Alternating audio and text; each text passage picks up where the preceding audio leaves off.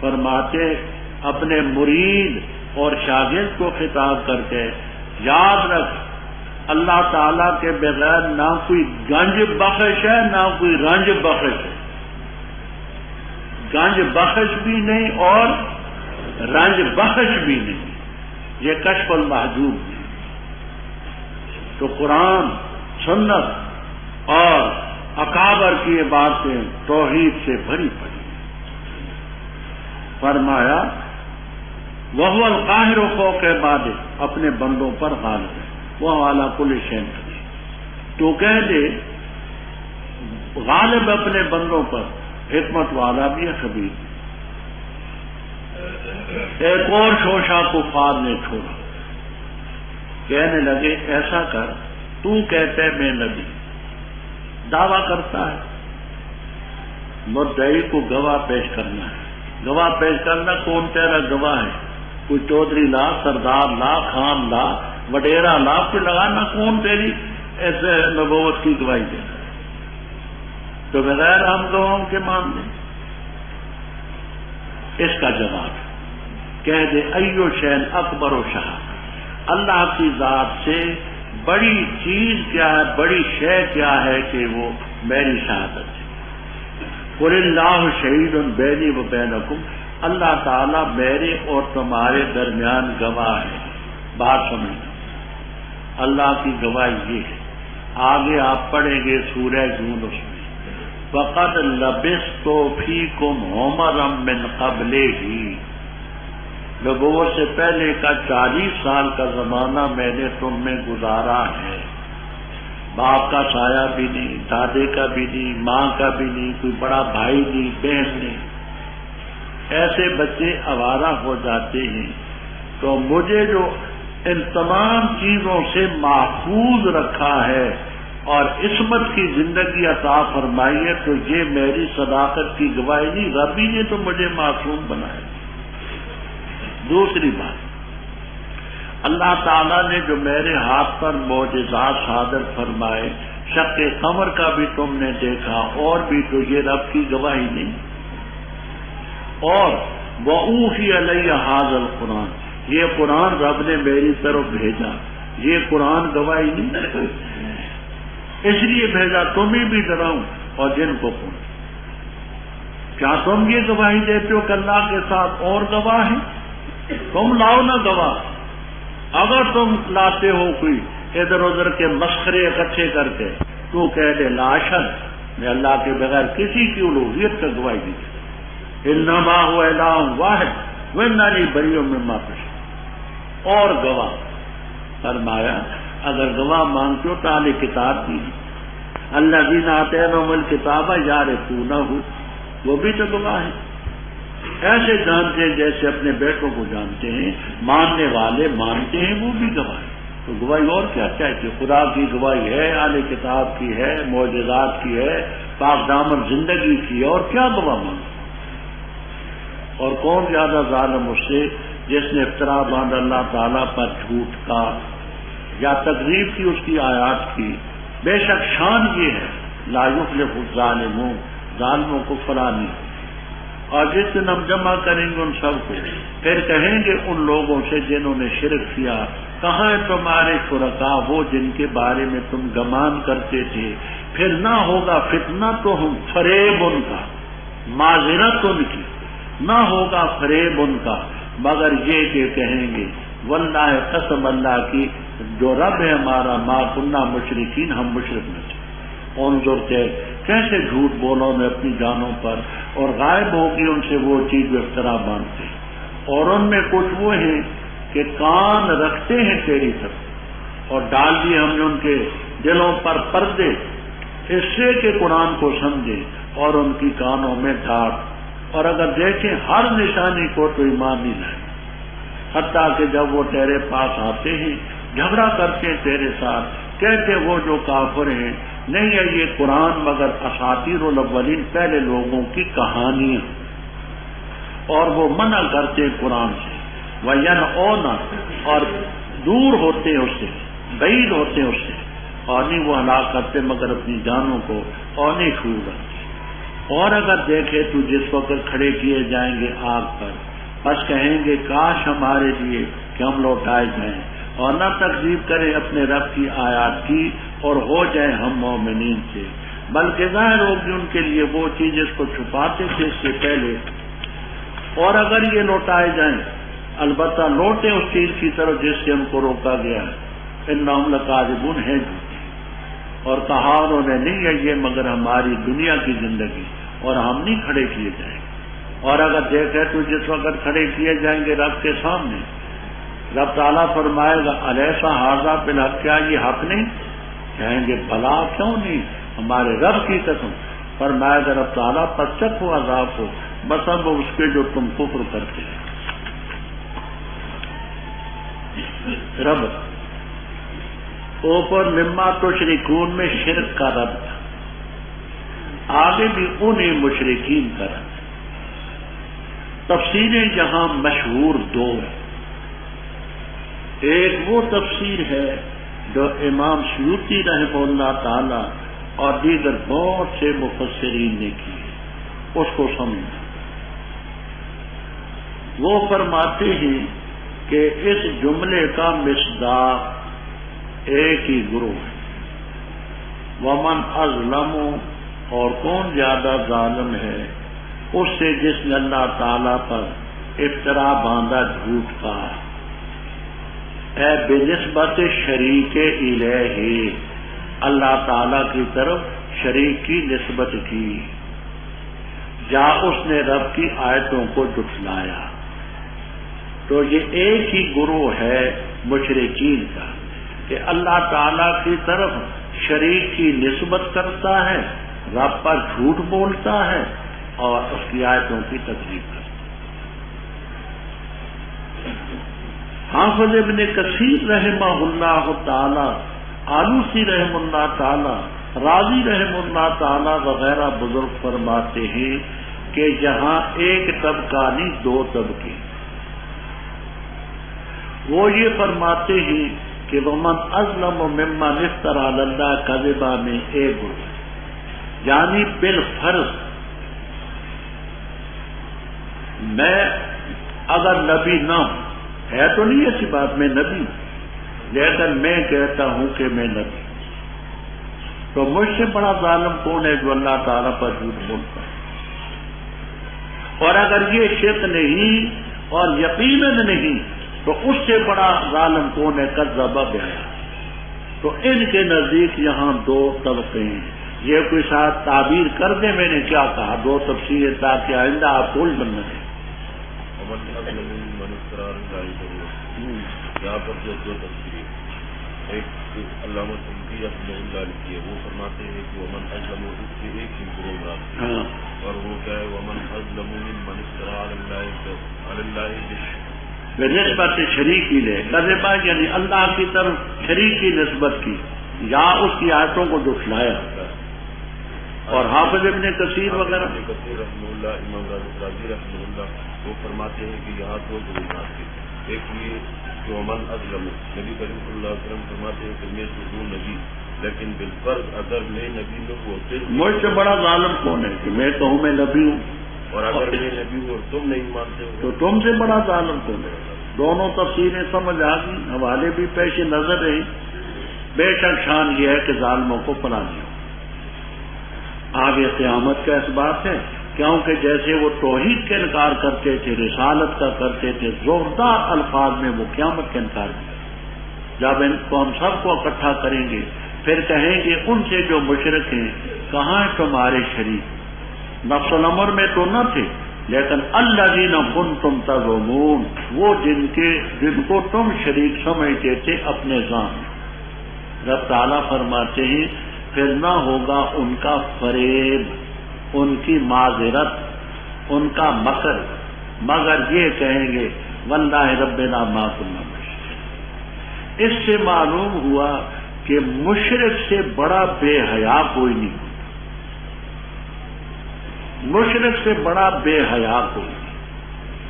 اللہ تعالیٰ کی سچی عدالت ہے، قیامت کا دن ہے، وہاں بھی یہ قسم اٹھا کے کہیں گے واللہ ربنا ما کنا مشرکین۔ اس سے بڑا بے حیا اور کون؟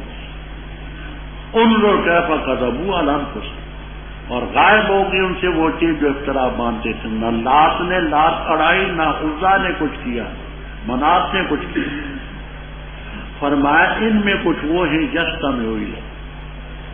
شرح والے لکھتے الاستماع گوش داشتن، کان رکھنا۔ سننا اس کا لفظی معنی نہیں ہے، کان رکھے استماع، ہاں لازمی معنی سننے کے آتے ہیں، کان رکھتے ہیں، اس لیے کہ کوئی ایسی چیز ہو کہ ہمیں کوئی اعتراض کی چیز مل جائے، اور ہم نے ان کے دلوں پر اکنہ کنان کی جمع پردے ڈالے کہ اس کو سمجھیں، کانوں میں ڈانٹیں لگائیں، اور اگر ہر قسم کی نشانی دیکھیں تو ایمان نہیں لائیں۔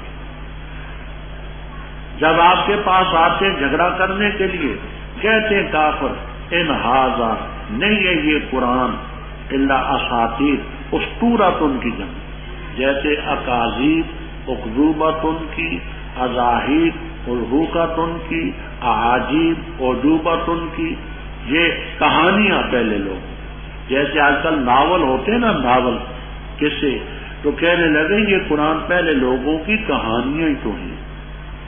بے شک قرآن میں قصے بھی ہیں، نیکوں کے بھی ہیں، بدوں کے بھی ہیں، لیکن بعض قصہ نہیں، عبرت کے لیے۔ فقصص القصص لعلہم یتفکرون، فکر ہے۔ جہاں ضمنی طور پر ایک بات سمجھنا، قرآن پاک کو سمجھنے کے لیے یہ تین کتابیں بہت اہم ہیں۔ پہلی کتاب ہے قصص القرآن، مولانا حفظ الرحمان سہاروی رحم اللہ تعالیٰ، یہ قصص القرآن 4-5 جلدوں کی۔ وہ یہ کرتے ہیں کہ قرآن پاک میں جو واقعات آتے ہیں ان کو پوری تفصیل دیتے ہیں بارہا۔ فضلاء دیوبند میں سے جمعیت علماء ہند کے ناظم سے بہترین مقرر تھے، ہم نے ان کی تقریریں سنی۔ دوسری کتاب عرض القرآن، عرض القرآن مولانا سید سلیمان ندوی رحمہ اللہ تعالی، 2 جلدوں میں۔ جہاں بھی قرآن کریم میں کوئی کسی زمین کا ذکر آئے گا، وہ جغرافیے کے لحاظ سے اس زمین کا محل وقوع تاریخی طور پر بتائیں گے کہ یہ زمین کہاں تھی، یہ کیا تھا، یہ اس کو سمجھنے کے لیے عرض القرآن کی ضرورت۔ تیسری ہے لغات القرآن، مولانا عبدالرشید عثمانی رحمہ اللہ تعالی۔ ایک عبدالرشید نعمانی، وہ زندہ ہے کراچی میں، یہاں بھی ہمارے پاس آتے جاتے ہیں۔ یہ ہے عبدالرشید عثمانی، وفات پا چکے۔ ان کی کتاب ہے لغات القرآن، وہ قرآن کا ایک لفظ لیں گے، اس کے معنی بتائیں گے کہ یہ اس مقام پر اس معنی میں۔ عربی میں قرآن پاک کی لغات کے لیے مفردات و راغب اصبہانی بڑی کتاب ہے، عربی میں ہے، لم یصنف فی الباب مثلہ، تو عربی میں وہ ہے، اردو میں یہ لغات القرآن، یہ مولانا عبدالرشید عثمانی۔ اچھا، اب دیکھیے یہ بات پہلے میں عرض کر چکا ہوں کہ رب تعالیٰ نے پہلے مرحلے پر ان کے دلوں پر مہریں نہیں لگائی، کانوں میں ڈانٹیں نہیں لگائی۔ ختم اللہ علی قلوبہم کی تفصیل میں جو حضرات موجود تھے، اور میں نے سورہ حامیم سجدہ نکال کر کے بات بتائی تھی، اسی کتاب یاد ہوگا نا حضرات کو۔ اچھا، اوپر تھا قرآن پاک کا ذکر کہ ہم نے یارفون کتاب کا ذکر ہے کہ پہچانتے اس کو جس طرح کے اپنے بیٹوں کو حاضر قرآن کے لفظ سے وہ اوحی الیہ حاضر قرآن، اور اسی قرآن کے متعلق انہوں نے کہا کہ ان حاضا ما حاضر قرآن الا اساطیر الاولین، یہ آگے ضمیر اسی قرآن کی طرح، وہم ینؤون عنہ، یہ قرآن سے روکتے۔ کیسے؟ وقال الذین کفروا لا تسمعوا لهذا القرآن والغوا وینأون عنہ، اور خود اس سے دور ہوتے ہیں۔ وہ آپ نے کنز الدقائق میں انائی کل قریب کا لفظ پڑھا کہ خطیب سے جو دور ہو وہ بھی اجر میں قریب لوگوں کی مانیں تو دور ہٹتے ہیں اور نہیں ہلاک کرتے مگر اپنی جانوں کو وما یشاء۔ اے مخاطب ولو ترا، لو شرطیہ ہے، اس کی جزا محذوف ہے کہ آپ کو جلالین تک میں ملے گی انشاءاللہ خلص ہے۔ ولو ترا اذ وقفوا علی النار لترا امرا عظیما، لترا امر، بعض امرن فضیعا نکالتے ہیں، بعض لرایتا نکالتے ہیں، مفہوم سب ہے۔ بس کہیں گے یا لیتنا، کاش کہ ہم لوٹائے جائیں، ولا نکذب بآیات ربنا ونکون من المؤمنین۔ یہ نکذبہ کی نسب کس سے آئی ہے؟ نکونا کی نسب کس سے آئی ہے؟ تفسیر کشاف، بیضاوی، روح المعانی، ابو سعود وغیرہ تفسیروں میں یہ لیتا جو ہے تمنی، یہ ولا نکذبہ جواب تمنی ہے، تو جواب تمنی پر نسب آتی ہے۔ اسی طرح نکونا اس پر عطف ہے، جواب تمنی کی وجہ سے نسب آئی۔ فرمایا بلکہ ان کے لیے ظاہر ہوگی جو چیز پہلے چھپاتے تھے، پہلے چھپائیں گے پھر گویا کہ ان کے سامنے وہ سب چیزیں آئیں گی۔ ولو ردو، اگر ان کو لوٹا بھی دیا جائے تو لوٹے اس چیز کی طرف جس سے ان کو روکا گیا ہے، اور بے شک یہ قادر ہے۔ دیکھیے ہم بیمار ہوتے ہیں، بیماری کے بعد ہم بیماری میں جب اپنی زندگی سے مایوس ہوتے ہیں تو کرتے ہیں اللہ اللہ اللہ اللہ، ایسے معلوم ہوتے ہیں کہ شبلی بغدادی آ گئے رحمہ اللہ تعالی، ہاں، اور پھر باتیں کرتے ہیں اے اللہ ہمیں صحت ہوئی تو یہ بھی کریں گے، یہ بھی کریں گے، یہ بھی کریں گے۔ جب تندرست ہوتے ہیں تو علامہ کما کام سب بھول گئے۔ یہی انسان تو ہے، اگر اس کو دنیا میں لوٹا دیا جائے پھر بھی وہی کام کریں اپنی بدفطرتی کی وجہ سے جو پہلے کرتے تھے۔ وہ نام رکھا قیامت کا انکار کیا، وقالو ان حیا کی زمین راج بسوئے حیات، قرین اس کا اللہ حیات ہونا نہیں ہے یہ زندگی مگر ہماری دنیا کی زندگی، ہم نہیں دوبارہ کھڑے کیے جائیں گے۔ اے مخاطب اگر تو دیکھے اذ وقفوا علی ربہم لرأیت امرا عظیما، رب تعالیٰ فرمائیں گے الیس ھذا، ھذا کی مشار الیہ مبعوثین میں جو لفظ باس ہے، باس، کیا یہ باس اٹھایا جانا حق نہیں؟ کہیں گے کیوں نہیں حق، ہمارے رب کی قسم حق ہے۔ فرمایا چکھو عذاب بما کنتم، تاکید سے خسارے میں رہے وہ لوگ جنہوں نے اللہ کی ملاقات کو جھٹلایا، یہاں تک کہ جب ان کے پاس آئے گی قیامت اچانک کہیں گے ہائے افسوس ہم پر اس چیز کے بارے میں جو ہم نے کوتاہی کی قیامت کے بارے میں، اور وہ اٹھا رہے ہوں گے اپنے بوجھ اپنی پیٹھوں پر۔ خبردار برا ہوگا وہ بوجھ جس کو اٹھا رہے ہوں، اور نہیں ہے دنیا کی زندگی مگر کھیل اور تماشا، اور البتہ آخرت کا گھر بہتر ہے ان کے لیے جو ڈرتے ہیں کہ آپس کو نہیں سمجھتے۔ تاخیر سے ہم جانتے ہیں بے شک شان یہ ہے کہ البتہ تجھے غم میں ڈالتی ہے وہ چیز جو یہ کہتے ہیں، بس بے شک وہ تجھے نہیں جھٹلا رہے لیکن ظالم اللہ کی آیتوں کا انکار کرتے ہیں، اور البتہ تاخیر سے جھٹلائے گئے کئی رسول تجھ سے پہلے، بس انہوں نے صبر کیا اس چیز پر کہ ان کی تکذیب کی گئی اور ان کو اذیت دی گئی، یہاں تک کہ آئی مدد ہماری۔ ولا مبدل لکلمات اللہ، اللہ کے فیصلوں کو کوئی نہیں بدل سکتا، اور البتہ آ چکی ہے تیرے پاس پیغمبروں کی خبر۔ وَإِنْ كَانَ، اور اگر ہے کبرا، شاق گزرتا، بھاری گزرتا تجھ پر ان کا اعراض، بس اگر تو طاقت رکھتا ہے اس کی کہ تلاش کرے نفقاً سرنگ فی الارض زمین میں، اور سلماً یسیری آسمان میں، بس لائے تو ان کے پاس نشانی، اور اگر اللہ تعالیٰ چاہتا البتہ ان کو جمع کر دیتا ہدایت پر، بس ہرگز نہ ہونا جاہلین میں سے۔ پختہ بات ہے، قبول کرتے ہیں وہ لوگ، مانتے ہیں وہ لوگ جو سنتے ہیں، اور مردے جو ہیں اللہ تعالیٰ ان کو کھڑا کرے گا، پھر اس کی طرف لوٹائے جائے گا۔ اور کہا انہوں نے کیوں نہیں اتارے گی اس پر نشانی اس کے رب کی طرف سے؟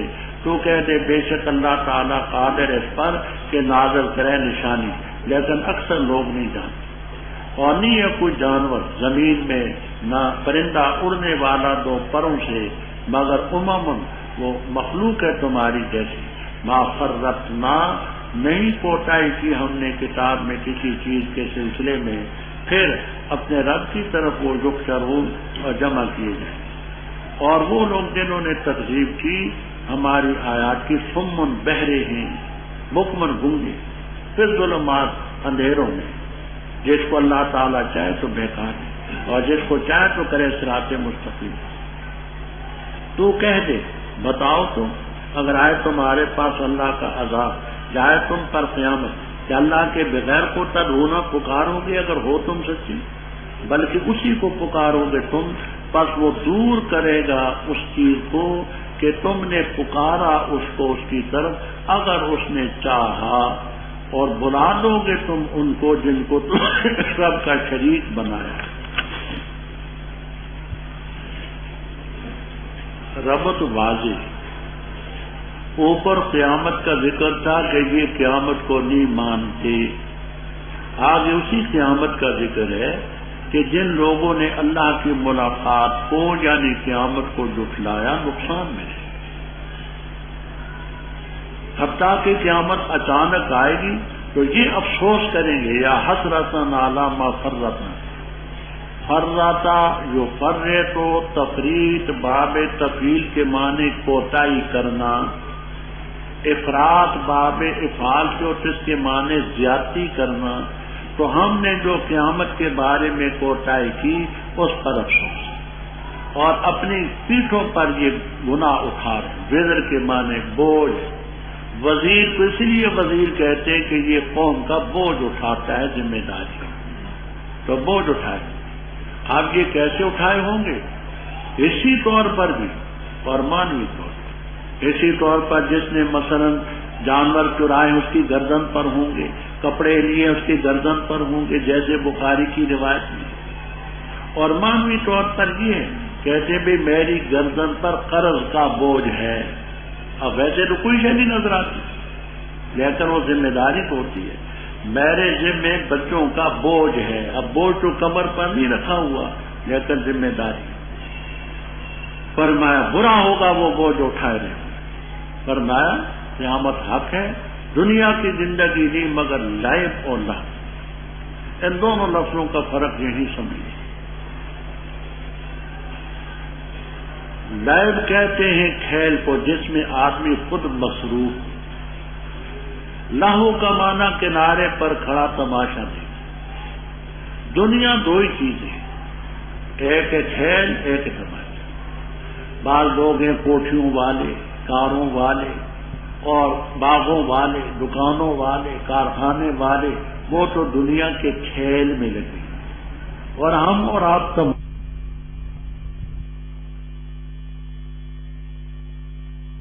بدلے میں سمن خرید، اور اگرچہ ہو وہ خرید، اور نہیں چھپاتے ہم اللہ کی گواہی کو، الا بے شک اذن اس وقت اگر اللہ کی گواہی کو چھپائیں تو گناہ گار ہوں گے۔ بس اگر ہوشیرا اطلاع پائی گئی کہ بے اس بات پر کہ وہ دونوں مستحق ہیں گناہ کے، پس دو اور کھڑے ہوں ان کی جگہ، ان لوگوں میں سے استحقا